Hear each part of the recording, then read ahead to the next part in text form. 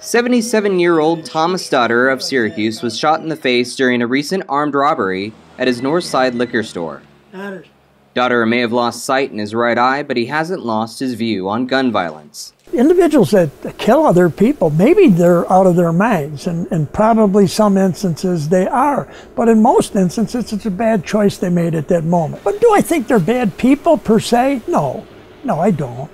I don't think there's many bad people. I just don't. Current studies underscore that opinion. Only about 3 to 4% of violent crimes are committed by people with severe mental illness. In contrast, about 1 in 3 violent crimes are linked to people with substance abuse issues. The criminals who robbed Daughter's liquor store wanted money and booze. There are a lot of people, depending upon studying, where from 40 to 60% of people in the prison system have antisocial personality disorder.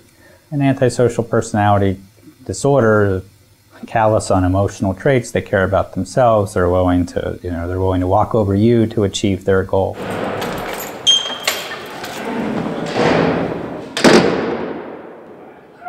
At the Onondaga County Justice Center, deputies watch over high-risk inmates in the mental health unit of the jail. Some require full-time supervision, and lower-risk inmates are allowed time in common areas. But all of them receive some kind of mental health treatment during their stay.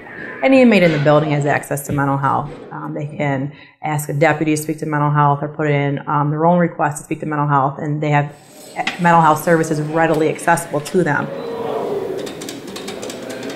Across America, more than half the inmates in every jail or prison suffer from an antisocial or addiction-related disorder.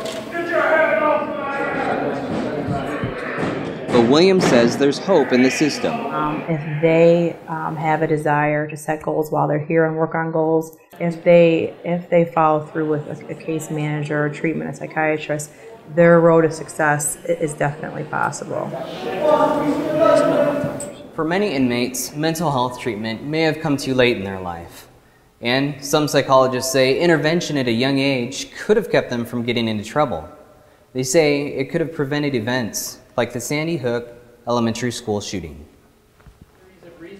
It's that discussion that prompted the Syracuse University Psychology Department to host an open panel discussion focusing on school violence and the Newtown shooting. The panel didn't take aim at gun laws or restrictions, but it did answer many questions, with their sights set on awareness and education. Do you think that there is anything to that idea? At this point, there's just a huge amount of evidence that the university will host several similar panel discussions this year, and for some people like Thomas Daughter, that brings hope.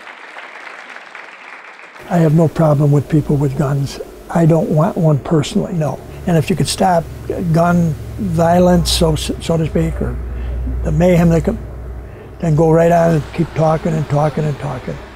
The suspects that robbed and shot Daughter are being held. It's unknown yet if they have antisocial or addiction disorders, and that knowledge can only add to the national conversation and better understanding the importance of mental health and gun violence. In Syracuse, Elijah Leinaar, NCC News.